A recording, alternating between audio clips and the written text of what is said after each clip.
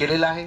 तुमच्या राज्यस्तरावरच्या मागण्या आहेत. आत्ताच सांगितलं भाषणामध्ये की त्या मागण्या शासनाकडे मांडल्या गेलेत. आज मी आशा करतो की तुमच्या मागण्या राज्यस्तरावरल्या मान्य होतील. तुमच्या ज्या वैद्य मागण्या आहेत त्या सर्व वैद्य मागण्यांना माझा पूर्ण पाठिंबा आहे. शासन कर्मचारी म्हणून आपल्याला ज्या ज्या सुविधा इतरांना मिळतात त्या तुम्हाला मिळायला पाहिजेत. हा आपला मानवी हक्क आहे आणि त्याप्रमाणे तुम्ही मागणी केलेली मी बघितलेल्या सगळ्या मागण्या तुमच्या. तर मला वाटतंय त्याच्यामध्ये बहुतांशी तुम्हाला यश मिळेल असं मला राज्यस्तरावर नक्कीच वाटतंय.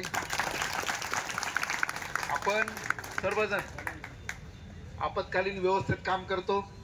आपलं रुग्णसेवा ही जी सेवा म्हणून आतापर्यंत आपण काम करत आलो आहोत. पण तुम्हाला अशी वेळ आली की तुम्हाला संप करायची वेळ आली.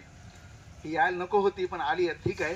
पण तरी पण तुमच्यातला रुग्णसेवेचा हा जो गुण आहे तो मी सकाळी सुद्धा पाहिला. सकाळी सुद्धा बऱ्याच नर्सेसनी सकाळी ओव्हर देताना त्यांना सगळ्यांना समजावून सांगितलं रुग्णसेवेमध्ये कसला अडथळा येणार नाही याची काळजी तुम्हा सर्वांनी घेतलेली. त्याबद्दल तुमच्या सर्वांचे धन्यवाद.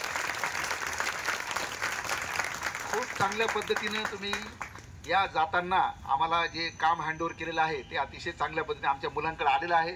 ते मुलं ते काम करतायत. पण तुमच्यासारखं एक्सपर्टाईज आणि तुमच्यासारखं अनुभवी काम नक्कीच त्यांना जमणार नाही. रुग्णसेवेमध्ये निश्चितप्रमाणे थोडासा अडथळा निर्माण होऊ शकतो. याकरता आम्ही काळजी घेत आहोत.